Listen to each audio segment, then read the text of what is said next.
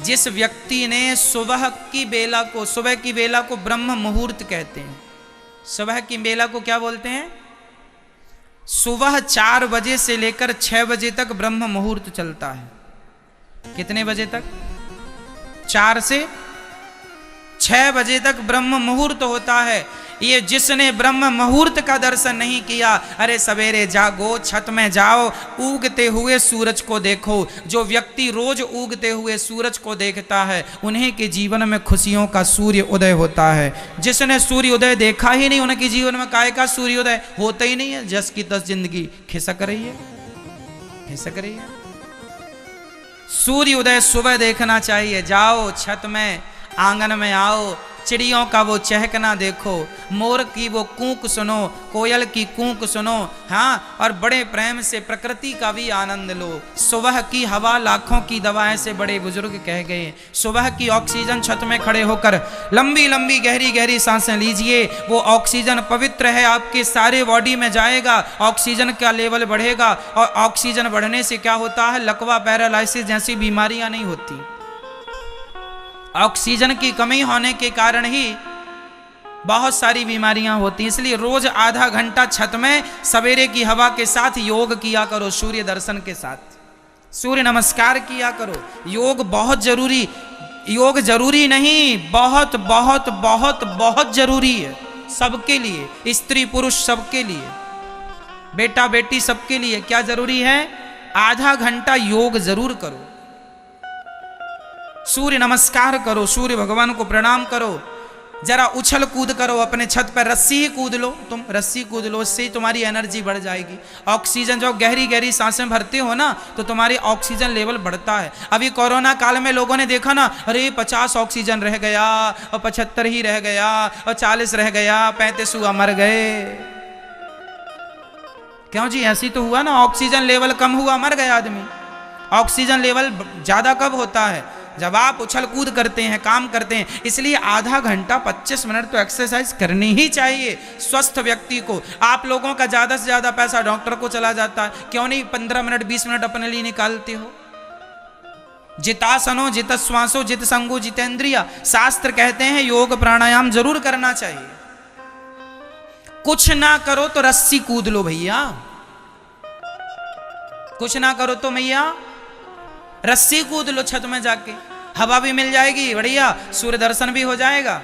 लो, पूरे दिन की एनर्जी भर गई पूरे शरीर में। आप दिन भर अब काम करो, थकावट नहीं होगी। जीवन में आदमी बीमार तब पड़ता है जब आलस्य होता है। आजकल का आदमी ज्यादा सुकुमार हो गया है। आप देखते होंगे गौरी गोपाल में सीढ़ियां हैं, लिफ्ट भी लगी है। मैं लिफ्ट से कभी नहीं जाता, बिल्कुल ना के बराबर, शायद कभी मैं लिफ्ट का प्रयोग नहीं करता, जबकि लिफ्ट है, लिफ्ट का साधन है। हमारी वृद्ध माताएं लिफ्ट से ही चढ़ती उतरती हैं, पर मैं सीढ़ियों का प्रयोग करता हूं, क्योंकि सीढ़ियों से चढ़ूंगा उतरूंगा, हमें एनर्जी मिलती रहेगी, स्वास्थ्य अच्छा रहेगा। हम जितना अपने आप को सुकुमार बनाते जाएंगे, हम उतना जल्दी मौत के मुंह में चले जाएंगे। हम जितना काम काज से बचेंगे, हम जितना आराम फरमाएंगे, उतने जल्दी बीमार पड़ेंगे। हाँ या ना? आप दिन भर सीढ़ियां चढ़ो उतरो, आप स्वस्थ रहेंगे, आप बुढ़ापे तक स्वस्थ रहेंगे।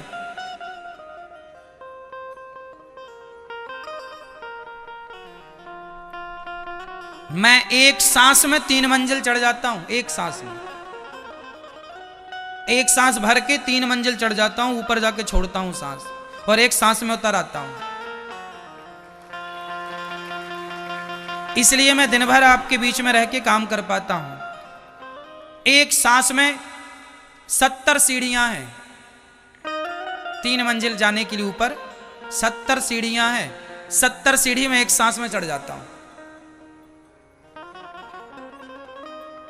आप भी चढ़ो, आप भी चढ़ सकते हैं।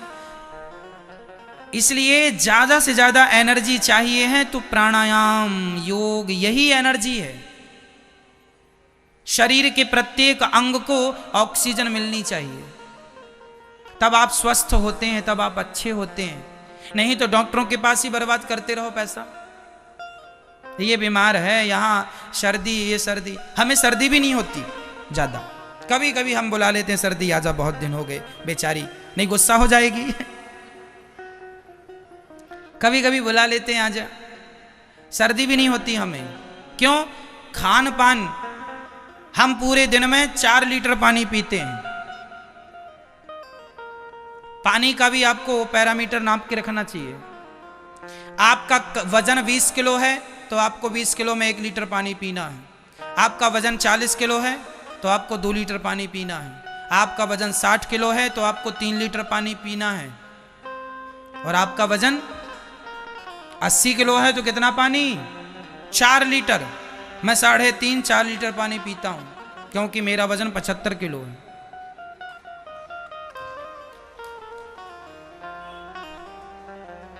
आप लोग जितनी मोटी माताएं हैं, आप लोग इसलिए मोटी हैं क्योंकि खाती ज्यादा है, पानी आप पीती नहीं है।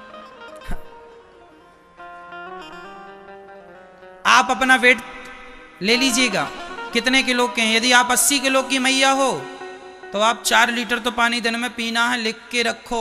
पानी पीने से ही आप खाइए कम, सलाद ज़्यादा खाइए और खाइए कम, पानी ज़्यादा पीजिए, अपने आप आपका फैट खत्म हो जाएगा, आप स्वास्थ्य अच्छा रहेगा। पानी कम पीने से लोग ज़्यादा बीमार पड़ते हैं। आपको पता है, लोगों को लगता है ठंडी चल रही, कहाँ पानी पिए महाराज, प्यास तो लगती नहीं। अरे प्यास ना लगे तो भी तुम्हें 4 लीटर पानी पीना है, 3-3.5 लीटर तो पीना ही है दिन भर में। नाप के पानी रखो, पीना है। 40 किलो के बच्चों को 2 लीटर पानी पीना है, 20 किलो के बच्चों को 1 लीटर पानी दिन भर में पीना है। पानी बराबर पियो, पानी ना पीने से आप बीमार पड़ जाते हैं। डॉक्टर के यहां जाते हैं तो बोतल चला देता है, बोतल में अमृत थोड़ी होता, पानी तो होता है। क्यों जी, क्या होता है? ग्लूकोज की बोतल चढ़ जाती है। आप डॉक्टर के पास जाएंगे तुरंत पानी पिलाएगा आपको, और मुंह से नहीं पिलाएगा, यहां नसों से पिलाएगा। इतनी बड़ी सूजी डाल देगा आपकी नसों में। तो आपको ये डॉक्टर वाला पानी पीना है कि घर का पीना है? तो पियो 4 लीटर, स्वस्थ रहोगे। अपना वजन देख लेना, उसके हिसाब से पानी पीना। मैंने बता दिया कितने वजन को कितना पानी। 20 किलो आदमी को 1 लीटर। चलो, अब आप समझदार बहुत ज्यादा हैं, समझ गए होंगे। मैं ये चाहता हूं आप स्वस्थ रहें, मेरी माताएं बिल्कुल फिट रहें, स्वस्थ रहें। आपका वेट, आपका वजन आपका सबसे बड़ा दुश्मन है। वजन कम करना है, खाना छोड़ दो, केवल टमाटर खाओ, ककड़ी खाओ, सलाद खाओ, मूली खाओ, चुकंदर खाओ, गाजर खाओ, यही खाओ, इसी से पेट भरो, बस कुछ खाना ही नहीं है। और ये भी सूखा खाओ, नमक के साथ ना खाओ, नमक भी नुकसान करता है सूखा। हाँ या ना? दाल सब्जी के साथ जो पका हुआ नमक है वो तो ठीक है। मैं तो नमक, ये सफेद नमक खाता ही नहीं हूं, मैं तो सेंधा नमक खाता हूं। हमारे यहाँ दाल सब्जी भी सेंधे नमक की बनती है। सामान्य ये नमक जो सफ़ेद नमक खाते हैं ये नहीं खाते हम, ये नमक बहुत नुकसान करता है। हमेशा हमें सेंधा नमक प्रयोग करना चाहिए दाल सब्जी में। कौन सा नमक? सेंधा नमक अच्छा होता है। वो इतना बड़ा बड़ा डला मिलता है नमक का, आपने देखा? हरियाणा पंजाब में बहुत ज़्यादा मिलता है। हल्का सा ना गुलाबी होता है उसका कलर, है ना? वो नमक बहुत बेस्ट, बहुत अच्छा होता, उत्तम क्वालिटी का नमक वही है, भारतीय नमक वही है। ये समुद्र का जो नमक होता है ना, ये नमक ठीक नहीं होता। जो हमारे भारत का पुराना नमक, इतने बड़े बड़े डले मिलते थे, वो डली वाला नमक भी छोटा छोटा आता था, वो सब नमक अच्छा नमक होता, वो नमक बेस्ट है। उस नमक का प्रयोग करना चाहिए घर में दाल सब्जी के लिए। हम तो नहीं खाते सफेद वाला नमक। खाने पीने में विचार होना चाहिए, हम दिन भर नहीं खाते। खाने पीने में बड़ा विचार करना पड़ता है, क्या खाएं क्या ना खाएं, सब कुछ ना खाएं। स्वास्थ्य ही सबसे बड़ा धन है। मेरे पास करोड़ रुपया हो और मैं बीमार पड़ा हूं तो करोड़ों क्या काम के, है ना? इसलिए सबसे बड़ा धन क्या है आपका? जोर से मैया बोलो, मेरी मां, मैया आप बोलो। स्वास्थ्य। इसलिए आपका पहला संकल्प यह होना चाहिए कि आप स्वस्थ रहें। आपको क्या रहना है? स्वस्थ रहना है। मोटापा नहीं आना चाहिए आपके पास। उसके लिए आपको आ गया है, मोटापा आ गया, आप क्या करें महाराज जी? तुरंत उसे हटाओ, कहो भाई साहब जाओ, आपकी जगह नहीं है यहाँ। भागवत करने से क्या होता है? भागवत जी के पुण्य से बच्चे सदा सुखी रहते हैं, भागवत जी की कृपा से बच्चे खूब तरक्की करते हैं, पितृदोष समाप्त होता है, भागवत जी कराने के बड़े फायदे हैं। तो आप भी भागवत जी का पोथी पाठ करा सकते हैं। आपके संकल्प से यहाँ संपूर्ण पाठ होगा, या तो आप आके कराएं, या जहाँ हैं वहीं से आपके संकल्प से घर बैठे आप अपने नाम से यहाँ भागवत जी का पाठ करा सकते हैं। जैसे धुंधकारी ने भागवत सुनी, परीक्षित जी ने भागवत सुनी, ऐसे ही आप भी सुनो। भगवान ने पौंड्रक और काशीराज द्विविध का उद्धार किया। अच्छा ये बताओ, भगवान कितने हैं? जोर से, क्या 10-20 हो जाएंगे? एक थे, क्या नाम है एक भगवान का? बोलो बोलो मेरी मां, भगवान श्रीमन नारायण। और वह नारायण ही राम बने, वही नारायण कृष्ण बने। इसलिए गौरी गोपाल भगवान में भगवान श्रीमन नारायण भी विराजेंगे, राम दरबार भी, और भगवान कृष्ण राधा के संग, क्योंकि ये रूप तो 3 है पर तीनों एक हैं। हमें तो तीनों रूपों से प्यार है, इसलिए तीनों की सेवा। हमें बचपन से भगवान राम में बड़ी श्रद्धा थी। अच्छा देखो कितना संयोग, देखिए मेरे जीवन का ये संयोग कहो या कुछ भी कहो, इत्तेफाक कह लो। मैं जब होश संभाला तो मेरे पिताजी मंदिर के पुजारी थे, और हम लोग मंदिर के पुजारी थे, तो वो मंदिर था राम जी का। तो मैं बचपन से राम जी की पूजा करता था। राम और लक्ष्मण और माता सीता, राम जानकी मंदिर मेरे गांव में पुराना मंदिर था राम जी का, हम लोग वहां के पुजारी थे। तो बचपन से जब मैं छोटा 5 साल का जब होश संभाला तो मैं राम के सामने ही खड़ा था। मंदिर में भोग लगाना, उनको पूजा करना, मैं ही पूजा करता, भोग लगाता, भले छोटा था। पिताजी पूजा करते, बाकी मैं ही नहलाना धुलाना कुछ कुछ तो हम करते थे। तो राम जी से बड़ा अटैचमेंट था बचपन से। फिर क्या हुआ, फिर मैं थोड़ा बड़ा हुआ तो हमारे पिताजी को एक दूसरे मंदिर की भी जिम्मेदारी मिल गई। ये देखो, ये राम जानकी मंदिर है, ये हमारे गांव का सबसे पुराना मंदिर है। यहाँ हम लोग पुजारी थे, और ये मंदिर है, ये वही बाउंड्री, वही सब कुछ है, इसी में हम लोग, हमारा बचपन यहीं गुजरा है। अब थोड़ा इसका रूप रेखा बदल गई, कच्चा था पहले और खप्पर वाली व्यवस्थाएं थी, और बाद में फिर ये मंदिर तो पहले से था, थोड़ा और तरीके से बना बाद में। ये गर्भगृह वही है, ये दरवाजे वही हैं, ये हमारा गांव। तो राम जी से बड़ा अटैचमेंट था। फिर क्या हुआ, थोड़ा हम बड़े भाई, तो हमारे पिताजी को एक गांव में दूसरा मंदिर बना राधा कृष्ण भगवान का। तो बाद में वहां की सेवा भी हम लोगों को मिली, तो मैं फिर राधा कृष्ण भगवान के मंदिर में जाके वहां भी पूजा करता। और फिर तो मैं राम जी की मंदिर की भी पूजा करता और राधा कृष्ण भगवान की भी पूजा, 2 मंदिर थे, दोनों की पूजा हम करते, दोनों को भोग लगाते। फिर क्या हुआ, फिर मैंने गुरु जी से गुरु मंत्र लिया, तो मुझे गुरु जी ने मंत्र दिया, भगवान श्रीमन नारायण से जोड़ दिया, श्री संप्रदाय से जोड़ दिया। तो भगवान श्रीमन नारायण ही मुझे राम के रूप में मिल गए, भगवान श्रीमन नारायण ही कृष्ण के रूप में मिल गए। हैं एक ही, पर त्रेता में राम बने और द्वापर में कृष्ण बने, अनेक लीलाएं करी। तो भगवान एक हैं, पर 3 नाम और 3 रूपों से जाने गए। मुझे गुरु जी ने श्रीमन नारायण की दीक्षा दी, तो अब भगवान नारायण से भी अटैचमेंट हो गया। तो अब मैं एक हूं, पर राम जी की पूजा करने से राम जी से प्रेम है, कृष्ण जी की पूजा करने से कृष्ण जी से प्रेम है, और भगवान श्रीमन नारायण के उपासक हैं ही। और फिर ये तीनों अलग अलग हैं ही नहीं, बुद्धि और मन में तो ये 3 का कोई भेद नहीं है, लेकिन तीनों रूपों से प्यार है, तीनों रूपों से प्यार है।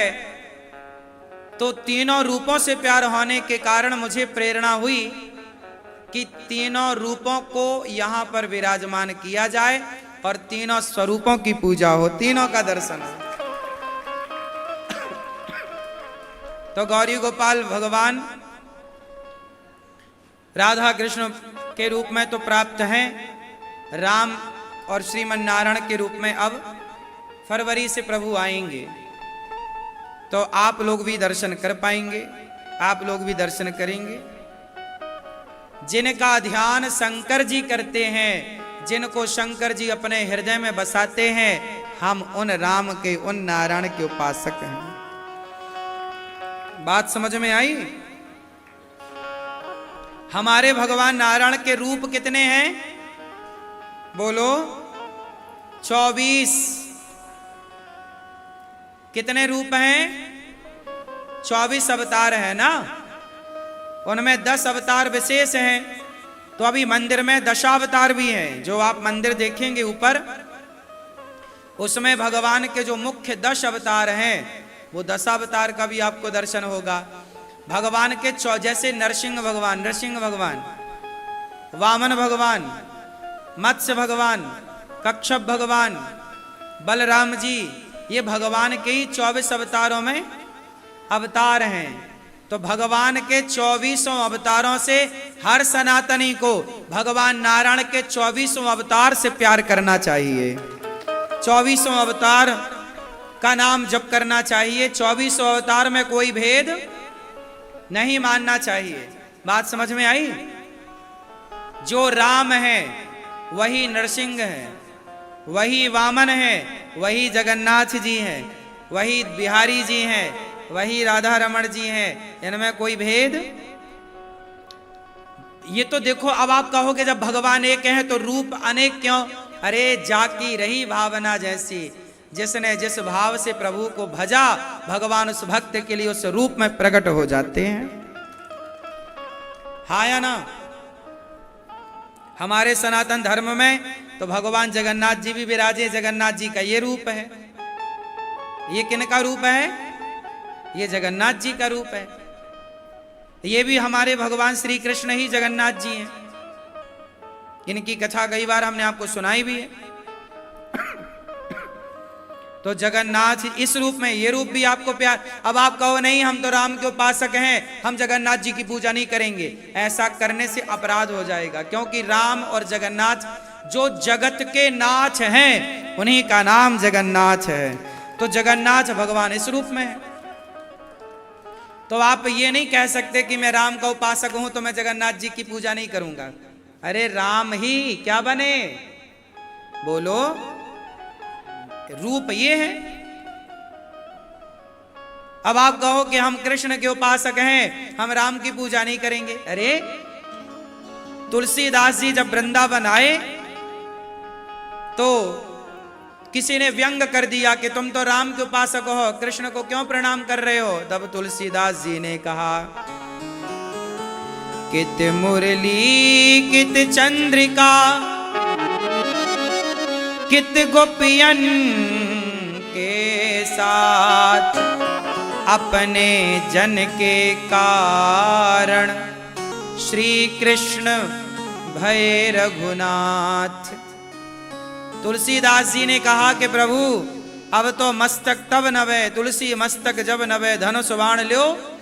तब भगवान श्री कृष्ण को कहा कि ये व्यंग कर रहे हैं, मैं तो भेद नहीं मानता राम में कृष्ण में, पर ये कह रहे हैं कि आप तो राम के उपासक हो तो कृष्ण को प्रणाम क्यों कर रहे हो? तो अब जल्दी से आप धनुष बाण लो। तब तुलसीदास जी के कारण वृंदावन के भगवान श्री कृष्ण तुलसीदास जी के कारण राम के रूप में दर्शन दिए थे। श्री कृष्ण भय रघुनाथ, अपने जन के कारण श्री कृष्ण भय, बोलो रघुनाथ, मतलब तुलसीदास जी के कारण कृष्ण क्या बन गए? राम बन गए। क्यों? क्योंकि सामान्य बुद्धि लोगों, सामान्य लोगों को यह लगता है कि राम और कृष्ण अलग हैं, पर जो भक्त है, जो भक्ति की धारा में डूबा है, वो कभी भेद नहीं करता। भेद करना भी अपराध है। राम और कृष्ण में भेद करना अपराध है ना? रघुनाथ जी ही कृष्ण है और कृष्ण जी ही रघुनाथ है। इनमें भेद नहीं है। और आपको एक बात और बताऊं कि जब राम का अवतार हुआ तो राम अवतार होने के पहले राम क्या थे? बोलो। जब कौशल्या जी के यहां राम प्रकट भये तो 4 भुजा थी के नहीं? शंख चक्र गदा पद्म लेकर राम जी आए के नहीं? बोलो। तो वो जो चतुर्भुज था रूप, वो किसका था? वो भगवान नारायण ही तो चतुर्भुज में, फिर 2 भुज में राम बन करके प्रकट हो गए कौशल्या जी के यहां। कृष्ण अवतार के पहले वो क्या है? देवकी के यहां कौन आए? बोलो। नारायण ही कृष्ण बनकर आए। यशोदा के यहां कौन आए? नारायण ही। अच्छा, कौशल्या मां के यहां कौन आए? दशरथ जी के यहां कौन आए? राम। नारायण ही राम बन करके आए। बात समझ में आई? शास्त्रों में यह सब कुछ स्पष्ट लिखा है। भगवान कृष्ण को हरि भी कहा गया है, हरि शब्द से संबोधित किया गया, विष्णु शब्द से भी संबोधित किया गया और नारायण भी कहा गया। लिखा है ना सब कुछ। इसलिए नारायण, हरि और विष्णु और कृष्ण और राम, इनमें कोई अंतर। भगवान कृष्ण का एक नाम है रामानुज, राम के अनुज। राम मतलब बलराम के अनुज। 24 अवतारों में बलराम जी भी एक अवतार हैं। इसलिए ये भेदभाव बिल्कुल ना हो भगवान के प्रति। बात समझ में आई? हमारे भगवान 24 अवतार लिए हैं, तो हमें 24 अवतारों की पूजा करनी चाहिए, सबको प्रणाम करना चाहिए, सबके प्रति समर्पण और श्रद्धा। जैसे हमारे 12 ज्योतिर्लिंग हैं, जैसे हमारे, बोलो, 12 ज्योतिर्लिंग हैं, तो क्या शंकर जी 12 हैं? बोलो। एक ही शंकर जी 12 मतलब 12 स्थानों पर 12 ज्योतिर्लिंगों के रूप में विराजे हैं। बोलो हाँ। उसी तरह देवी हमारी वामन रूपों में विराजी है। वामन शक्तिपीठ हैं, 51 भारत में है। कितने शक्तिपीठ हैं? वामन 52। पर अब आप कहो कि वामन देवियां हैं, नहीं, देवी तो एक है, पर वामन जगह पर, वामन नाम से, वामन रूपों से एक ही विराजी हैं। वामन शक्तिपीठ, 12 ज्योतिर्लिंग और भगवान श्रीमन नारायण के 24 अवतार। ये है सनातन। बात समझ में आई कि नहीं आई? क्या समझी हो मां? कितने भगवान हैं? क्या नाम है? बोलो। भगवान श्रीमन नारायण ही अनेक रूपों में आपको दिखाई पड़ रहे हैं। पांडरक को भगवान ने मारा, काशीराज द्विविद का उद्धार किया, जेल से मुक्त कराया भगवान ने। जरासंध के जेल से राजाओं को, जरासंध को भीम भैया ने मारा। मैया, जरासंध को किसने मारा? 20 से फाड़ दिया जरासंध को भीम भैया ने। वो फिर जुड़ जाता, फिर जिंदा हो जाता। बार बार भीम भैया फाड़े, वो फिर जिंदा हो जाए। भीम भैया बोली ये तो मरता नहीं, मैं चला। भगवान बोले एक बार मेरी तरफ तो देख लो भैया।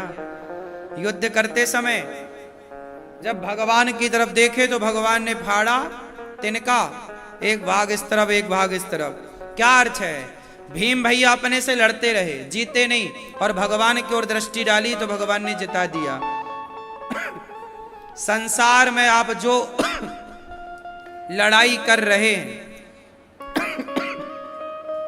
आप स्ट्रगल कर रहे हैं, सफलता के लिए प्रयास कर रहे हैं, वो भी तो एक सफलता की लड़ाई लड़ रहे हैं। तो जीवन में हर सफलता की लड़ाई लड़ना है और सफल होना है, तो काम करते हुए, जिंदगी की लड़ाइयां लड़ते हुए दृष्टि भगवान की ओर बनाए रखेंगे तो जीत आपकी होगी। और यदि भगवान को देखना भूल गए तो आप हार जाओगे। बात समझ में आई? किसे देखोगे मेरी मां? काम करो संसार का, पर देखते किसे रहो? भगवान को। जब भगवान को देखोगे तो भगवान ने इशारा किया और उस इशारे को समझ लिया, भीम ने जीत गए। अच्छा, आप भगवान के मंदिर जाते हो, बताओ भगवान आपके लिए क्या इशारा करते हैं? आप मंदिर गए, राधा कृष्ण मंदिर जाते हो, राम मंदिर जाते हो, भगवान श्रीमन नारायण के मंदिर जाते हो, क्या पाया आपने मंदिर में? क्या नोटिस किया आपने? क्या देखा? एक चीज कॉमन सब मंदिरों में है, बताओ क्या क्या देखा आप लोगों ने मंदिरों में? चलो बताओ। मैया क्या देखा मंदिर में? मेरी मां। क्या देखा आपने? भगवान को देखा ना? कैसे देखा भगवान को? हाँ? कैसे खड़े थे श्री कृष्ण? गौरी गोपाल भगवान को देखा? कैसे खड़े हैं बताओ? कैसी मुद्रा है उनकी? हाँ? भगवान श्री कृष्ण को देखा होगा, बिहारी जी को देखा होगा, जिनको भी ध्यान से देखा होगा तो एक चीज नोटिस किया होगा, भगवान के मुख में स्माइल है। क्या है? प्रसन्नता। हाँ या ना? चाहे राम जी का मंदिर हो तो राम मुस्कुरा रहे हैं, कृष्ण जी का मंदिर हो कृष्ण जी मुस्कुरा रहे हैं, लक्ष्मी नारायण भगवान का मंदिर हो लक्ष्मी नारायण भगवान मुस्कुरा। हाँ या ना? बोलो हाँ। देखा ना सब लोगों ने? क्या सीखा? क्या सीखा? भगवान समाज को मैसेज दे रहे हैं कि परिस्थितियां बनेंगी और बिगड़ेंगी, स्थितियां बनेंगी और बिगड़ेंगी, आपके हाथ में कुछ नहीं है, आप तो बस स्माइल करते रहो, प्रसन्न रहो, सब ठीक होगा। आप तो बस क्या रहो भैया? हैप्पी रहो, प्रसन्न रहो, सब बढ़िया होगा। तुम्हारे हाथ में कुछ नहीं है, भगवान का काम भगवान ही करते हैं, हम कुछ नहीं करते, हमसे भगवान कराते हैं। बोलो हाँ। अच्छा ये बताओ, अंगद जी लंका गए और पांव जमा दिया, है कोई माई का लाल खिसकाएगा? क्या रावण की सेना में, रावण के बलवानों में कोई ऐसा था जो अंगद के पांव को हिला सके? बोलो कोई हिला पाया? उत्तर दो। अंगद जी ने लंका में पांव जमाया ना, कोई हिलाएगा तो सीता मां को हार जाएंगे। बताओ हिलाओ, क्या कोई हिला पाया? जबकि अंगद बंदर हैं और बंदर का पांव कितना पतला होता है, बंदर में कितनी ताकत होती है। रावण इतना ताकतवर था, मेघनाथ इतना ताकतवर था कि इंद्र को हरा चुका था, इसलिए उसका नाम पड़ा इंद्रजीत। मेघनाथ का नाम क्या था? बोलो। इंद्र को जीतने वाला मेघनाथ। रावण से कम नहीं था मेघनाथ, रावण से अधिक ताकतवर था मेघनाथ। वो मेघनाथ अंगद जी का पांव हिला पाया? गया था, हिला? बोलो मेरी मां, बताओ क्यों नहीं हिला अंगद जी का पांव? वो शक्ति अंगद की थी क्या? बोलो। कि राम जी की? हाँ। आपको लग रहा अंगद का पांव नहीं, भगवान जिसे भेजते हैं जिस कार्य के लिए, उस काम को करने की शक्ति भी भगवान ही देते हैं। जैसे हनुमान जी लंका गए तो हनुमान जी ने जो किया वो हनुमान जी का बल नहीं था, राम जी ने अपना बल दिया। अर्जुन ने महाभारत लड़े, जीत गए, अरे वो अर्जुन का बल थोड़ी था, वो तो भगवान कृष्ण थे तो अर्जुन जीत गए, वरना 100 अर्जुन लड़ते तो ना जीत पाते। मैया सही है कि गलत है? 100 अर्जुन लड़ते तो महाभारत ना जीत पाते, वो बल अर्जुन का था ही नहीं। दिखने में ऐसा लग रहा है अर्जुन लड़ रहे हैं, पर करते हो तुम कन्हैया, मेरा नाम हो रहा है, मेरा आपकी कृपा से। कई बार आपको ऐसा लग जाता है कि जी आप कर रहे हैं, आप नहीं कर रहे, भगवान आपसे करा रहे हैं। और आपको ऐसा घमंड आ जाता जी हम कर रहे हैं, हमने किया, आप अभिमान में डूब गए।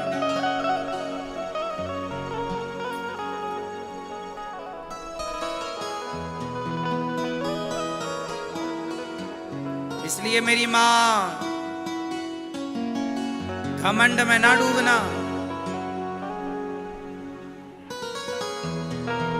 अभिमान ना करना, किसी भी प्रकार का अभिमान ना हो।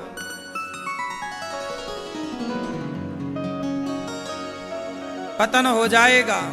इसलिए आप जो करें, हम जो करें, वो ये ना माने कि हम कर रहे हैं। अब गौरी गोपाल आश्रम में जितनी सेवाएं चल रही हैं, ये सेवाएं किसी इंसान के बस की नहीं है।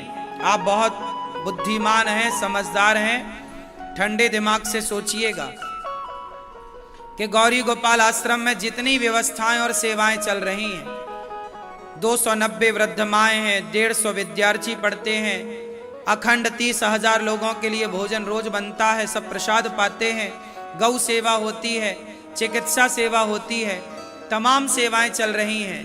ये सेवाएं मेरे और आपके बस की नहीं है, हमसे भगवान करा रहे हैं। जैसे अंगद को शक्ति दी तो पांव जम गया, ऐसे भगवान शक्ति देते हैं तो हमारा और आपका काम भगवान इस तरह से कराते हैं। इसलिए कर्ता का भाव कभी ना रखो कि मैंने किया। दान करना चाहिए, भले काम करने चाहिए, पर करके भूल जाना चाहिए। ये सोच लेना चाहिए कि भगवान ने कराया है, हमने नहीं किया। पाप को याद रखो कि हमने ये पाप किया है, और पुण्य को भूल जाओ कि हमने कोई पुण्य किया है। जरासंध का उद्धार हुआ, भगवान की ओर दृष्टि बनाए रखिएगा, काम बन जाएगा। शिशुपाल ने भगवान को गालियां दी, 10,800 राजाओं को मुक्त किया। कृष्णाय वासुदेवाय हरये परमात्मने प्रणतक्लेशनाशाय गोविंदाय नमो नमः। अच्छा ये बताओ,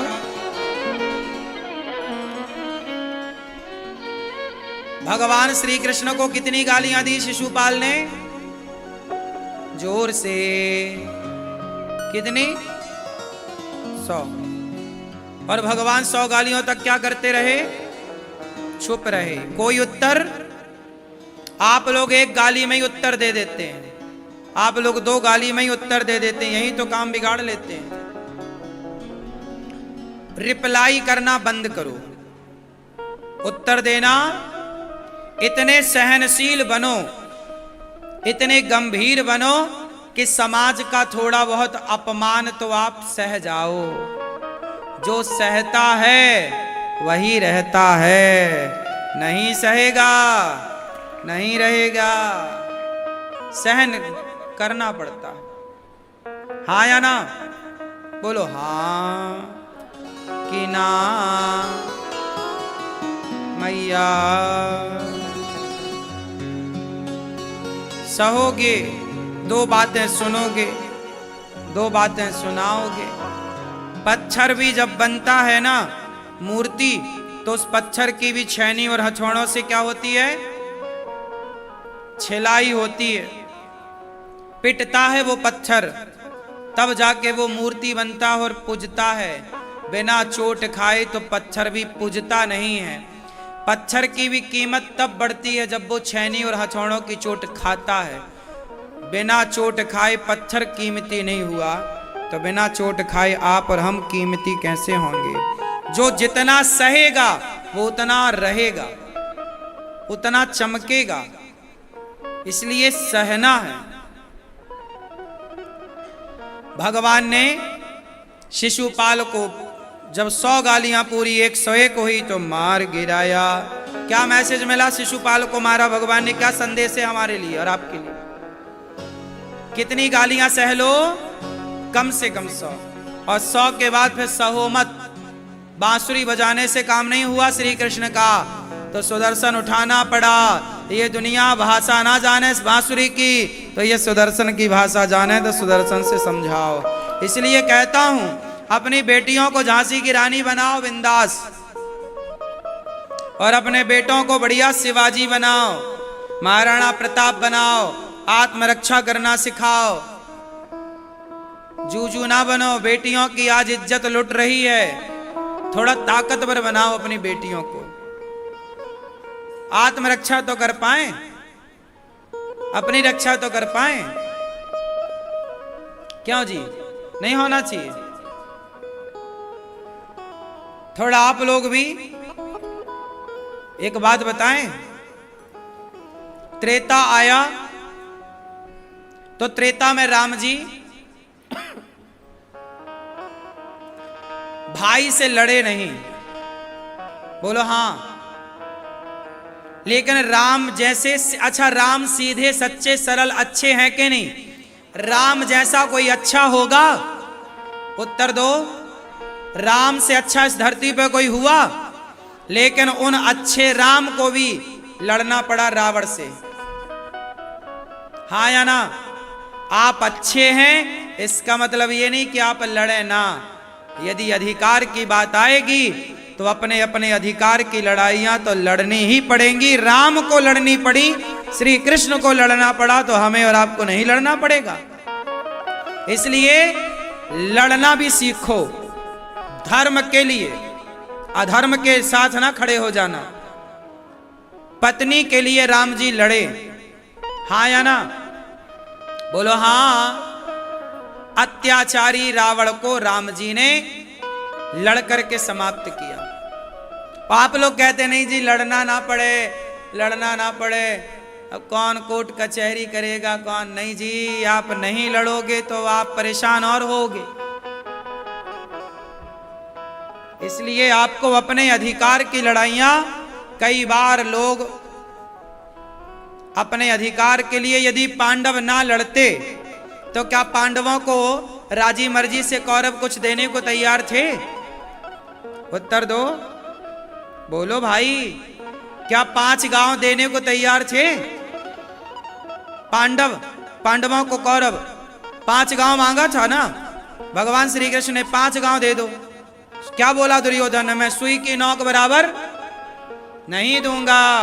फिर क्या किया पांडवों ने? लड़ कर के लिया। क्या राजी मर्जी से काम हो रहा था? उत्तर दो। इसलिए अपने अधिकार की बातें करना आपका अधिकार है, अपने अधिकार की लड़ाइयां लड़ना ये आपका अपना, हाँ, मिसयूज ना करना अपने अधिकार का। ऐसा ना हो कि तुम बेईमानी, तुम दूसरे की संपत्ति कब्जा करने के लिए लड़ने लग जाओ, तुम दूसरे को परेशान करने के लिए लड़ने लग जाओ। यदि तुम किसी दूसरे को बेवजह परेशान करने के लिए तुम अपने पावर का दुरुपयोग करते हो, तब तो गलत बात है, फिर भगवान तुम्हें ठिकाने लगाएंगे। आप अपने धर्म की लड़ाइयां लड़ो, और अपने बेटा और अपनी बेटियों को भी तलवार चलाना, लाठी चलाना, अपनी रक्षा के लिए सिखाओ। क्यों जी, ये बात सही है, सिखाना चाहिए कि नहीं? आज के लड़कों को कुछ नहीं आता, कोई 2 थप्पड़ मार के चला जाए, कुछ नहीं कर पाते। आज की लड़कियों को कोई लड़का छेड़ देता है, कुछ नहीं कर पाती। अरे आंखें नोच लो।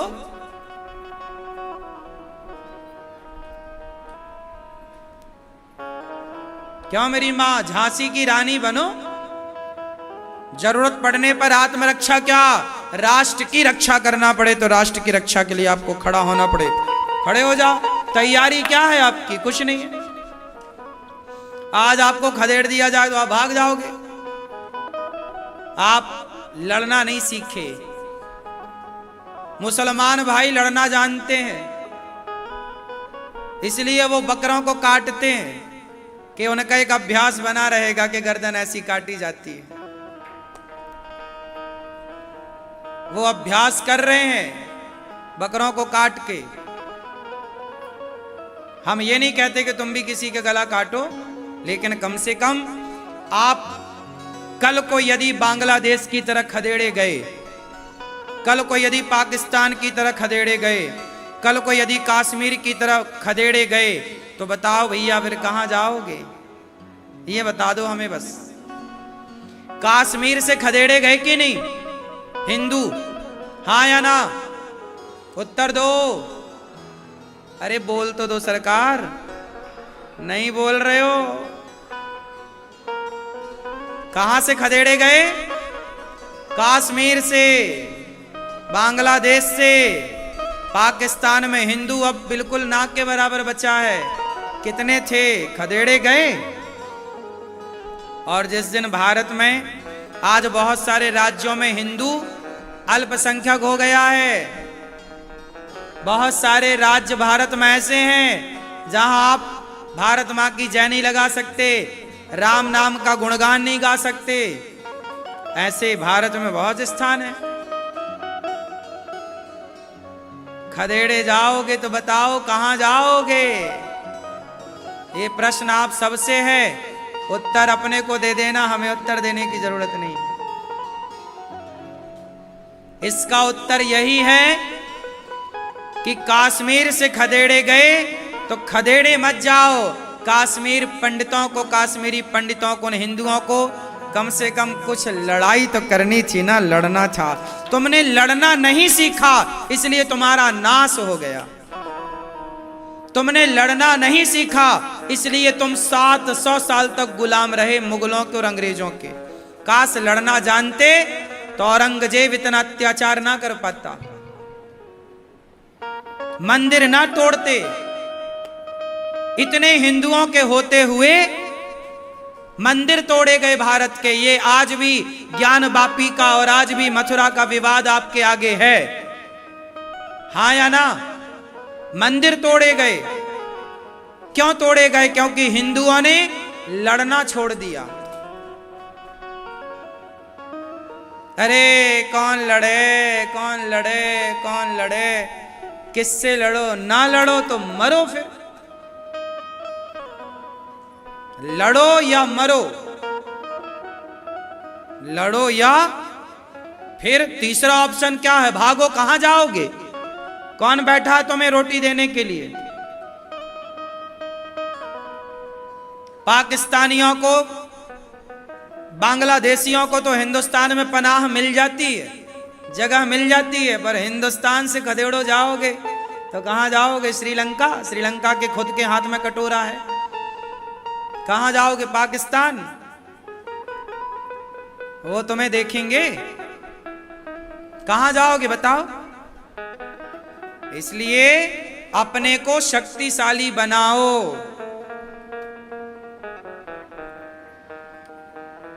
जंगल में वही टिकता है जो, बोलो, दो चीजें होनी चाहिए टिकने के लिए। पहला शक्तिशाली और दूसरा संगठन, और जो संगठित है वही शक्तिशाली है, ये याद रखो। एक बात बताओ, जंगल का राजा कौन है? शेर।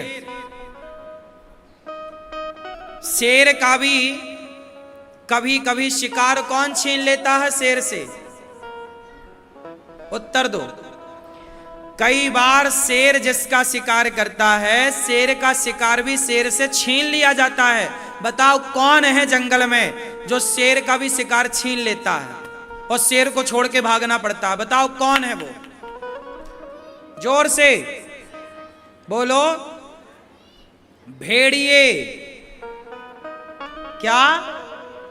बोलो। भेड़िया। क्यों? क्योंकि भेड़िए जहां जाते हैं ना, 20-25 के संगठन में जाते हैं।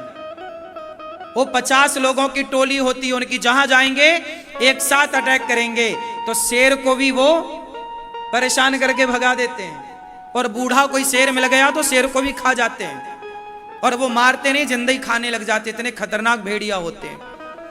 तो देखो, भले शेर शिकार कर लिया पर कई बार उसे खाने नहीं मिलता, भेड़िया खा जाते हैं उसका शिकार, क्योंकि भेड़िया संगठित होते हैं, संगठन में रहते हैं। जबकि शेर संगठन में, यदि शेर संगठन में हो तो फिर कोई बात ही नहीं है। इतिहास साक्षी रहा है जो संगठित रहा है वही शासन किया है, वही राजा रहा है। जो बिखरा है, जो बटे हैं वो घटे हैं, जो बटे हैं वो मिटे हैं। बट जाओगे तो मिट जाओगे, इसलिए कहीं शेर का शिकार भेड़िया ना छीन ले। इसके लिए सनातनियों तुम संगठित रहो। क्या रहोगे? बोलो।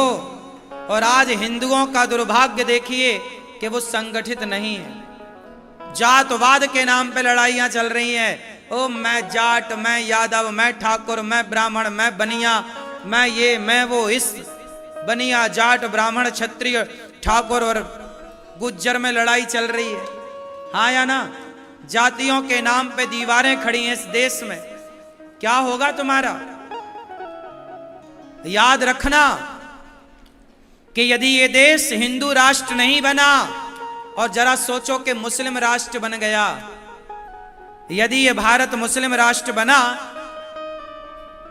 तो क्या इस देश में फिर जाट रह पाएंगे? ठाकुर रह पाएंगे? क्या इस देश में जैन रह पाएंगे? क्या वो जब मुस्लिम राष्ट्र बनेगा तो क्या जैनों को रहने देंगे? वो क्या सिखों को रहने देंगे? क्या हिंदुओं को जो टुकड़े टुकड़े हो गए जातियों के नाम पर, मजहब पंथों के नाम पर, संप्रदायों के नाम पर, तो क्या किसी को रहने दिया जाएगा? कश्मीर में किसे रहने दिया गया? ना वहां कोई जैन रह गया, ना वहां कोई सिख रह गया। अभी तुम बने रहो जी, हम सिख हैं, हम जैन हैं, हम बौद्ध हैं। जिस दिन तुम भगाए जाओगे ना, तो फिर वहां ना जैन रह जाएगा, ना सिख रह जाएगा, ना तो हिंदू रह जाएगा, ना तो बौद्ध रह जाएगा। इसलिए सबको संगठित होने की जरूरत है, चाहे वो सिख हो या हिंदू, चाहे वो जैन हो या बौद्ध, सबको संगठित होने की जरूरत है। वरना आपस में लड़ा के वो घुसेंगे और फिर तुम कहीं के ना रह जाओ। क्यों जी? बात सही है। फिर बने रहना जाट, तो कौन सा जाट बचा फिर कश्मीर में? कौन सा ब्राह्मण टिका? कौन सा ठाकुर टिका? बोलो। कौन सा बनिया टिका और कौन सा गुज्जर टिका? ज्यादा बड़ी बातें ना करो, मिलजुल के रहोगे तो बचोगे, और ऐसे जातियों के नाम पर लड़ोगे तो मिट जाओगे। अपने अस्तित्व को खोजते नजर आओगे। भूल जाओ कि आपकी जात क्या है, बस ये कहो हम सनातनी हैं, हम भारतीय हैं, हम हिंदू हैं। हाँ या ना? कितने लोग मेरी बात से सहमत हैं कि संगठन जरूरी है? हाँ या ना? जरूरी है या नहीं है? तो कितने लोग संगठित होकर रहेंगे? रह लेना। संगठित रहोगे तो तुम्हारी बहन बेटियां भी सुरक्षित रहेंगी। तुम्हारी विरासत, तुम्हारी गीता, तुम्हारी रामायण, तुम्हारा इतिहास सुरक्षित रहेगा। वरना ढूंढे से ना मिलेगा तुम्हारा इतिहास। सुदामा जी को पता लगा कि, सुशीला मां को पता लगा कि मेरे पति के मित्र द्वारिकाधीश हैं। सुदामा जी से कहा, क्यों जी आपके मित्र द्वारिकाधीश हैं? हाँ। तो जाकर मिलते क्यों नहीं? सुदामा जी बोले, क्या करेंगे मिलकर? कुछ मांग लो। सुदामा जी बोले, ना, कुछ मांगने के लिए थोड़ी मैं जाऊंगा। अच्छा, दर्शन करने चले जाओ। सुदामा जी दर्शन करने के बहाने द्वारिका पहुंचे। चले, 4 मुट्ठी चिवड़ा बांध दिया पत्नी ने, सुशीला ने। सुदामा जी चले। अच्छा ये बताओ, कोई इतना बड़ा भक्त, क्या आज दुनिया में कोई सुदामा के जितना भक्त है? बोलो, है सुदामा की तरह कोई भक्त? ना। क्या सुदामा की तरह कोई गरीब है? बोलो ना। ना तो आज सुदामा की तरह कोई गरीब है, ना तो आज सुदामा की तरह कोई भक्त। आप सुदामा की तरह भक्त नहीं हैं, लेकिन फिर भी आपको सुदामा को एक भी शिकायत नहीं है भगवान से, और आपको भगवान से इतनी सारी शिकायतें हैं। भक्ति सुदामा जैसी नहीं है, पर शिकायतें बहुत हैं। गरीबी सुदामा जैसी नहीं है, पर शिकायतें बहुत हैं। अरे भक्त कैसा हो कि इतनी गरीबी में रहे पर उसे भगवान से कोई शिकायत ना हो, वही भक्त हो सकता है। जिसे ईश्वर से कोई शिकायत है तो भक्त कहां है? वो तो स्वार्थ है। सुदामा दर्शन के बहाने आज चले द्वारिका से। गरीबी क्या क्या ना करती, क्या क्या ना कराती। गरीबी में धैर्य टूट जाता है। कई बार गरीबी में लोग विचलित हो जाते हैं कि भैया अब तो भूख लगी, अब तुम जो कहोगे वो करेंगे ना। गरीबी कितनी भी हो, भगवान पे भरोसा रखिए, भगवान की भक्ति करिए, आप गरीबी से भी उबर जाएंगे। समय लगता है मेरी माँ, पर दिन तो बदलते हैं। हाँ या ना? सदा एक से दिन नहीं होते, मौसम भी बदलता है। नहीं बदलता? गर्मी, बारिश, सर्दी बदला? देखो अब ये मौसम बदल रहा है। पहले 7 बजे तक उजेला था, अब 6 बजे अंधेरा हो जाता है। बोलो हाँ, सही है। जल्दी से सूर्य अस्त हो जाता है, अब गर्मियों में सूर्य अस्त लेट होता है। तो मौसम भी बदलता है, प्रकृति भी बदलती है, मौसम भी बदलता है, तो फिर आपका जीवन भी बदलेगा। भरोसा रखो भगवान पे, बेहतर काम करते रहो, अच्छे कर्म करते रहो, समय बदलेगा। सदा ना रहा है, सदा ना रहेगा जमाना किसी का। सरकारें भी बदलती देखी हैं हमने और आपने, हाँ या ना? नहीं देखा? सरकार बदल जाती है, नेताओं के वायदे बदल जाते हैं। बदलता हुआ संसार हमने भी देखा और आपने भी देखा। ये बदलाव, संसार मतलब परिवर्तन, प्रकृति में परिवर्तन दिखता है। बहुत गहराई से देखेंगे तो समुद्र और नदियों में परिवर्तन दिखता है, पहाड़ों में परिवर्तन दिखता है। प्रकृति परिवर्तनशील है ना, तो सब कुछ बदलेगा। धैर्य ना खोइए। सुदामा जी के पास धैर्य, सुदामा जी के पास भक्ति है, अपने कृष्ण से अटूट विश्वास है। क्या है? कौन सा विश्वास? एक होता है विश्वास, एक होता है अटूट विश्वास। तो आप लोगों के पास विश्वास तो है, पर विश्वास से काम ना होगा। कौन सा विश्वास चाहिए? बोलो। अटूट, जो कभी किसी भी परिस्थिति में ना टूटे। सुदामा जी चले, चलते चलते चलते चलते कुछ रास्ता तय किया, थक गए, पेड़ की छांव मिली, सुदामा जी सो गए। नींद खुली तो देखा कि सामने से एक गाड़ी जा रही है। सुदामा ने कहा भैया, वो गाड़ी वाले को रोका। हाँ क्या है बाबा? भैया कहाँ जा रहे हो? गाड़ी वाला बोला द्वारिका जा रहा हूं। और वो गाड़ी वाला कोई और नहीं था, भगवान कृष्ण ही गाड़ी वाले के रूप में आए। जब आप चलते हो ना, तो आपकी मदद करने के रूप में भगवान ही आ जाते हैं, किसी न किसी रूप में। ना जाने किस रूप में नारायण मिल जाए। सुदामा जी से कहा भैया हम द्वारिका जा रहे हैं। सुदामा बोले क्या हमें ले चलोगे? हाँ आओ बैठो। चले द्वारिका।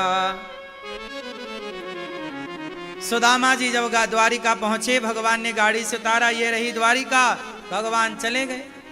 सुदामा को पहुंचाना था द्वारिका, तो पहुंचा दिया। सुदामा खुद से थोड़ी पहुंच पाते, पहुंचाया तो पहुंच गए।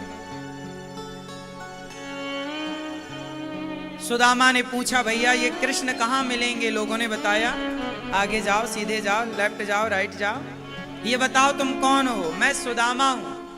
कृष्ण से क्या रिश्ता है? मैं बचपन का मित्र हूं। अच्छा, कहाँ मिले बचपन में? उज्जैन। गुरुजी के यहाँ हम लोग साथ में लकड़ी काटने जाते, साथ में गैया चराने जाते, साथ में पढ़ते, साथ में भिक्षा मांगने जाते। कृष्ण और सुदामा की दोस्ती कहाँ हुई थी? कहाँ? गुरुजी के यहाँ, उज्जैन। साथ में पढ़े थे भगवान कृष्ण सुदामा जी के, इसलिए साथ में पढ़ने वाले मित्रों को भी भूलना नहीं चाहिए। सुदामा लोगों से बता रहे हैं, मित्र हूं, मित्र हूं, तो लोग मजाक उड़ाने लगे। अच्छा, भीख मांगने का नया तरीका ढूंढा तुमने कि मित्र कह देंगे तो कुछ ज्यादा भिक्षा मिल जाएगी। सुदामा जी की मित्रता का भी लोगों ने मजाक उड़ाया। सुदामा जी बड़े परेशान हुए कि राम राम, हम बेकार ही द्वारिका आए, हमारा तो मजाक उड़ाया जा रहा है। सुदामा को लगा पल भर के लिए चलो वापस चलते हैं, पर बोले कि नहीं नहीं, आए हैं, एक बार कृष्ण से मिल तो लें। सुदामा को भी डर लग रहा था कि पता नहीं वो हमें पहचानेंगे कि नहीं। कृष्ण ने नहीं पहचाना, तब तो ये बड़ा मजाक उड़ाएंगे, लो बड़ा कह रहे थे कि हम तो मित्र हैं। पर एक बात बताएं, भगवान अपने भक्त को कभी मजाक नहीं बनने देते। भक्त का भगवान खुद कृपा करते हैं और भगवान उस भक्त की रक्षा करते हैं। विश्वास बनाए रखिएगा। भगवान के राह पर चलने वालों को परीक्षाएं बहुत देनी पड़ती हैं, गुजरना पड़ता है नाना प्रकार के संकटों से।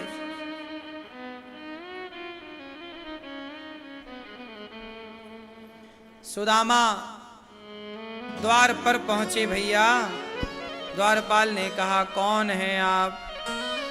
सुदामा ने कहा, मैं सुदामा हूं, कृष्ण का मित्र हूं। एक बार मेरे कन्हैया से जाकर कह दो कि बचपन का मित्र आया है, मिलना चाहता है। द्वारपाल बोले, आप बैठो, मैं अभी जाता हूं। द्वारपाल ने जाकर कहा, हे प्रभु आपकी जय हो। क्या हुआ?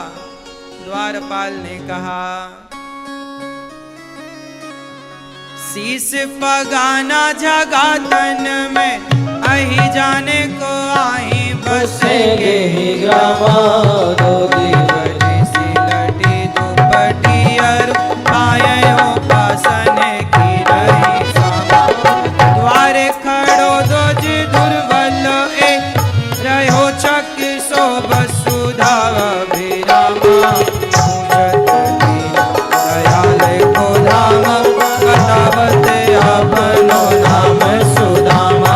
पूछत दीन दयाल को धाम बतावत अपनो नाम सुदामा।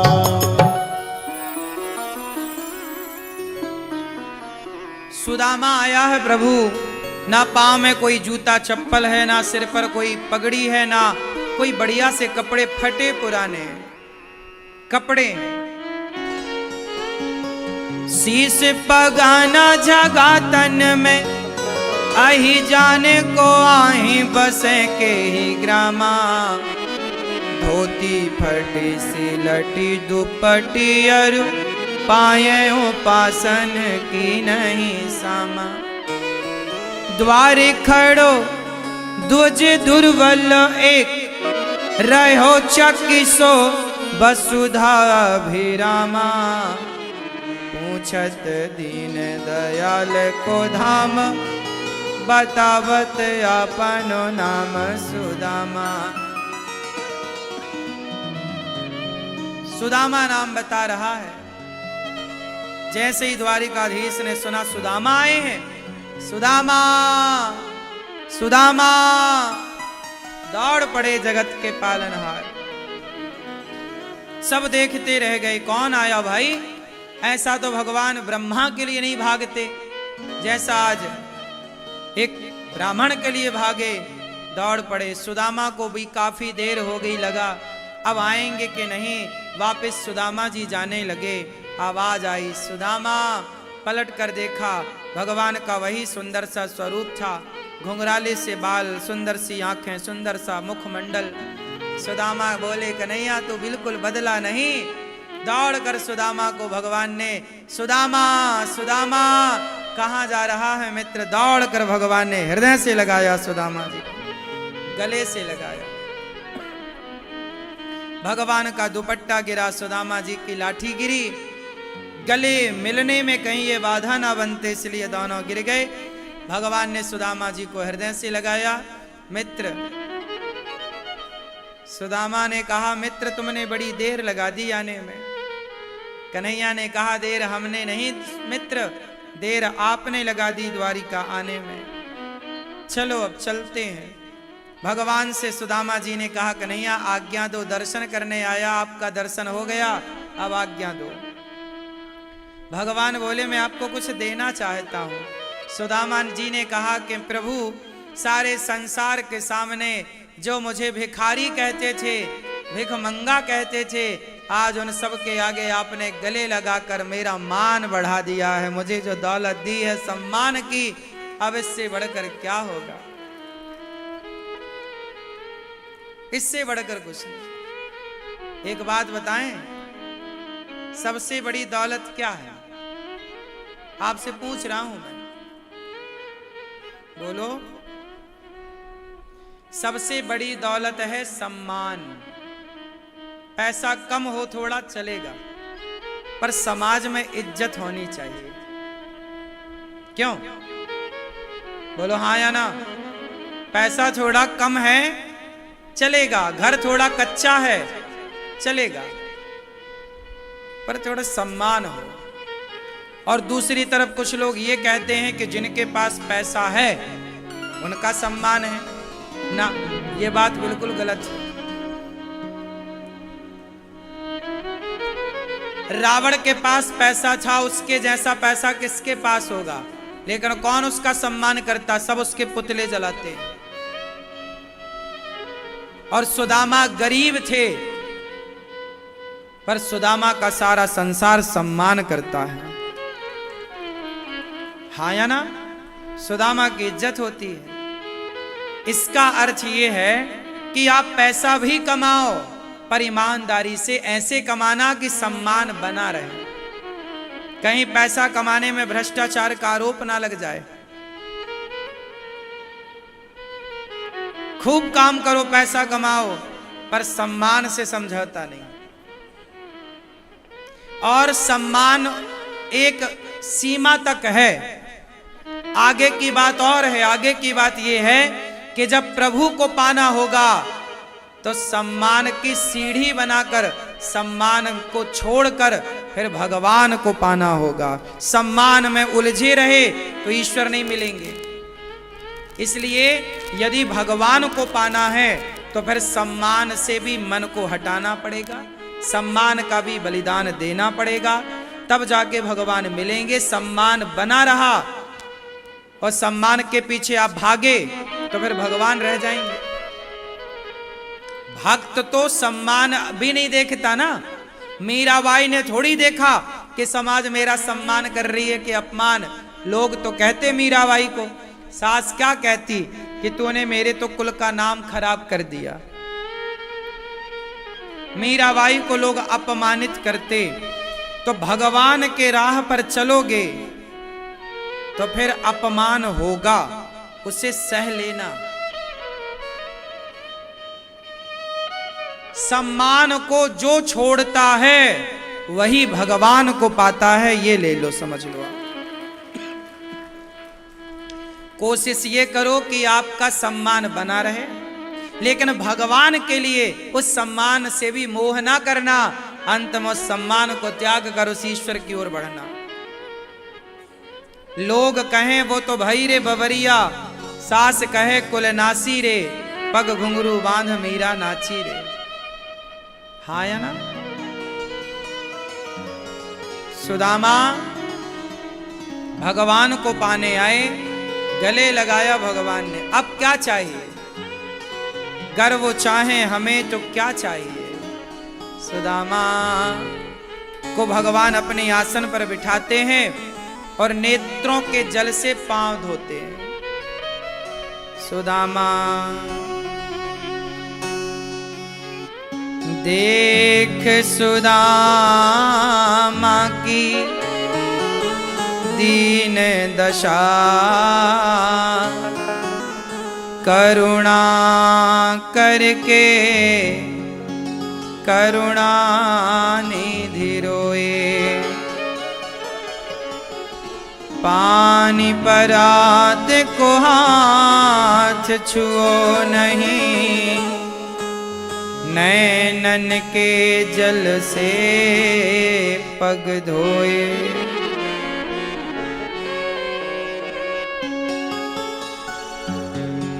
देख सुदामा की दीन दशा, करुणा करके करुणा निधि रोए।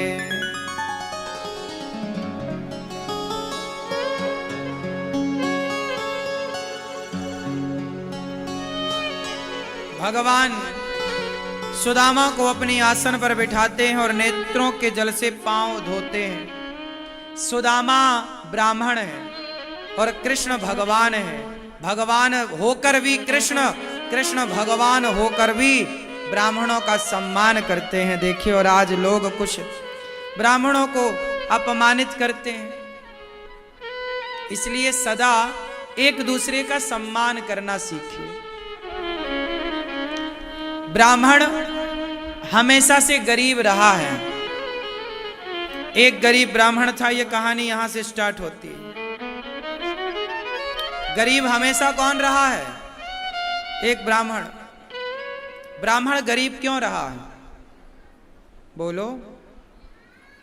ब्राह्मण के गरीब रहने का एक कारण क्या है? उत्तर दो। क्योंकि ब्राह्मण ईमानदार है। वो भीख मांग लेगा, चोरी नहीं करेगा।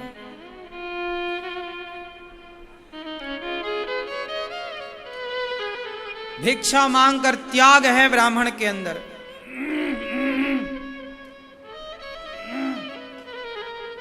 सुदामा जैसा त्याग, सुदामा जैसी सत्यता कहां है? इसलिए सुदामा के चरण धुलते हैं भगवान। और सुदामा भी देखो कितने स्वाभिमानी हैं। सुदामा जी कृष्ण को कुछ दे रहे हैं। मित्र, मेरी पत्नी ने आपके लिए ये भिजवाया है। भगवान बोले क्या? पोटरी छिपाई बाद में दी। क्या था उसमें? 4 मुट्ठी चिवड़ा चावल। 4 मुट्ठी चिवड़ा लिखा है भागवत जी में, पर चिवड़ा कुछ लोग ना जाने तो चावल कह दिया जाता है। चिवड़ा मतलब पोहा। 4 मुट्ठी चावल। हाँ या ना? सुदामा भगवान से लेने नहीं आए, अपनी हैसियत के अनुसार सुदामा देने आए हैं। क्या दे रहे हैं? 4 मुट्ठी। हाँ, जब आप देना चाहते हैं तो भगवान कहते हैं तुम देना चाहते हो, तुम्हारे अंदर देने का भाव है, इसलिए हम भी तुम्हें देंगे। ये लो। सुदामा के लिए 2 लोगों का धन भगवान ने भेज दिया। विश्वकर्मा को भेजा, जाओ सुदामा की नगरी बढ़िया सजाओ। हाँ या ना? सुदामा इतना सा देते हैं और भगवान सुदामा जी को इतने के बल पर इतना सारा देते हैं। आप देंगे तो आपको मिलेगा। भगवान ने सुदामा जी की नगरी सोने की बनवाई, सुशीला महारानी हो गई। सुदामा जी दर्शन करके गए, भगवान का दरस परस किया, दूसरी मुट्ठी चावल खाए, भगवान ने, रुक्मणी जी ने हाथ पकड़ा, भगवान ने सब दिया। जब सुदामा दर्शन करके दरस परस करके वापस गए तो सोने का महल देखा। पत्नी से पूछा ये कहाँ से आया? बोले आपको दिया है। सुदामा जी ने कहा प्रभु इतना धन दे दिया, हमें घमंड आया। तो भगवान प्रकट होकर बोले सुदामा जी तुमने सारी जिंदगी जो भक्ति की, उस भक्ति का अंत में ये फल है कि हम आपको ये धन भी दे रहे हैं और धन का आनंद लेने के लिए दोनों को जवान बना रहे हैं। सुशीला सुदामा दोनों बुढ़ा थे, लेकिन भगवान की कृपा से दोनों जवान हो गए। 16 साल 18 साल के हो गए और फिर अपने जवानी में सांसारिक सुख भोगते हुए अंत में दोनों भगवत धाम गए। भगवान जब देते हैं तो छप्पर फाड़ के देते हैं, इसलिए जो भगवान दे सकते हैं कोई नहीं दे सकता। आपको एक काम करना है, सुदामा जी की तरह बनना है। सुदामा जी ने भगवान को क्या दिया? 4 मुट्ठी चावल। 4 मुट्ठी ही क्यों दिए? 5 मुट्ठी क्यों नहीं? 2 मुट्ठी क्यों नहीं? 4 मुट्ठी ही लेकर क्यों गए? 4 मुट्ठी की बातें क्यों हैं? इसलिए ये पुरुषार्थ 4 हैं, धर्म अर्थ काम मोक्ष। सुदामा जी ये कहने गए कि प्रभु ना मैं आपसे धर्म ना अर्थ ना काम ना मोक्ष, मैं आपसे मोक्ष मांगने नहीं आया, धन मांगने नहीं आया, मैं तो आपका दर्शन करने आया हूं। और जो भगवान को चाहता है फिर भगवान उसे सब कुछ देते हैं। सुदामा जी ने अपनी हैसियत से दिया तो भगवान ने अपनी हैसियत से दिया। इसलिए मेरी मां आप भी मुट्ठी भर देना सीखो। पुण्य कभी नष्ट नहीं होता, पुण्य सदा आपके साथ रहेगा। पुण्य बहुत कम है जीवन में तो उन्हें ज्यादा करो। इसलिए दास अनिरुद्ध कहता है कि सेवा करने लग जाओ। सुदामा ने अन्न दान दिया। क्या दिया सुदामा ने भगवान को? जोर से। तो क्या मिला? धन धान्य मिला। इस संसार में आपको सब कुछ मिल सकता है, हर इच्छाएं पूरी हो सकती हैं, पहले देना सीख लो। मुट्ठी भर ही सही सुदामा की तरह दे दो पहले। इसलिए कहता हूं कि गौरी गोपाल आश्रम में जो संतों को अन्नदान होता है, आप भी संतों को मुट्ठी भर कुछ ना कुछ दो। आज एकादशी है, सभी संतों को आज फलाहार बांटा गया। जो व्रत में पाया जाता है वो सब संतों के लिए था, तो आप भी अपनी ओर से संतों के लिए जो आप दे सकते हैं वो आप दें। गौरी गोपाल आश्रम की सेवाओं से आप जुड़ें और आप भी संतों को अन्नदान, कुछ आज एकादशी है तो व्रत का, कल द्वादशी है तो आपके नाम से कुछ बटे कि हाँ जी हमारे नाम से संतों की सेवा हो। एकादशी का व्रत तभी पूरा होता है जब आप किसी को कुछ भोजन करा के पाते हैं। मैं तो कहता हूं कि आप नियम बनाओ कि गौरी गोपाल आश्रम में ये हजारों संत सुबह सुबह रोज आते हैं, आप इनको भोजन करा के ही भोजन करेंगे। आप पहले इनको भोजन कराएंगे फिर पाएंगे, ऐसा नियम बना लो। जब आप सेवा से जुड़ेंगे तो निश्चित ही भगवान आपको सब कुछ देंगे। गौरी गोपाल भगवान की सेवा, एक दिन की अन्न क्षेत्र की सेवा आप कर सकते हैं। एक दिन आप भी बेटी के जन्मदिन पर, बेटे के जन्मदिन पर अन्नदान करें और गौरी गोपाल में सेवा संतों की करें। एक दिन का अन्न क्षेत्र बंटवाएं। एक संत को आप भोजन करा सकते हैं, 4 संतों को अन्न दे सकते हैं, जैसे आपकी सामर्थ्य और श्रद्धा। गौरी गोपाल रसोई चलती है अखंड, यहां पर कोई भी आवे सबको पेट भर भोजन मिलता है। तो आप भी गौरी गोपाल रसोई में अपनी ओर से अन्नदान कर सकते हैं। आप भी जुड़ें, अपने आप को जोड़ें। आज आप में से कितने लोगों ने प्रसाद पाए गौरी गोपाल जी की रसोई में? व्रत वाला था या नहीं? सबको व्रत वाला। सोचिए एकादशी आई तो सबको व्रत वाला। गौरी गोपाल के दरवाजे से भूखा कोई ना जाए। व्रत है तो व्रत वाला ही मिलेगा सबको, व्रत नहीं है तो बिना व्रत वाला भी मिलेगा। आज कार्तिक माह की एकादशी है, लक्ष्मी के नाम की एकादशी है, रमा एकादशी। तो आज लक्ष्मी माँ, अब ये लक्ष्मी जी का त्योहार आ रहा है ना, दीपावली मतलब लक्ष्मी। तो आप भी यहाँ लक्ष्मी माँ कैसे प्रसन्न होंगी? जब किसी भूखे को आप खवाओ पिवाओ तो लक्ष्मी माँ प्रसन्न। तो आज रमा एकादशी, प्रेम पूर्वक माँ लक्ष्मी को प्रसन्न करने की एकादशी। आप भी अन्नदान से सेवा करें।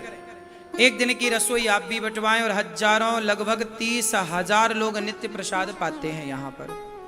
गौरी गोपाल भगवान की सेवा में एक सेवा है गौरी गोपाल गुरुकुल की सेवा। तो आप भी गौरी गोपाल गुरुकुल में यहाँ बच्चों को पढ़ाई में सहयोग करें। उनके कॉपी किताब में एक बच्चे को आप गोद लें कि हमारी ओर से 1 साल तक के लिए ये बच्चा यहाँ पढ़ेगा, रहेगा, खाएगा, पिएगा। तो आप भी गुरुकुल के बच्चों को अन्नदान कर सकते हैं, बच्चों की सेवा से अपने आप को जोड़ सकते हैं। गौरी गोपाल गुरुकुल के बच्चे निःशुल्क यहाँ रहना, पढ़ना, लिखना। आप भी एक बच्चे को गोद ले सकते हैं। छोटे छोटे बच्चों को आप भी गौरी गोपाल गुरुकुल में जो निःशुल्क पढ़ाई चल रही है, आप भी अपने आप को जोड़ें। आप एक एक बच्चे को भोजन दें, अन्नदान की सेवा से जुड़ें। गौरी गोपाल आश्रम में गौशाला है, गौरी गोपाल गौशाला, गौदान कर सकते हैं। गायों की आप सेवा पूजा कर सकते हैं। गाय को चारा भूसा का सहयोग आप करें। साथ ही गौरी गोपाल आश्रम में वे सहारा वृद्ध माएँ हैं। आज हमारे पास एक वृद्ध पिता भी आए, बोले हमारे बेटा बहू ने हमें घर से निकाल दिया है, आप हमें रख लीजिए।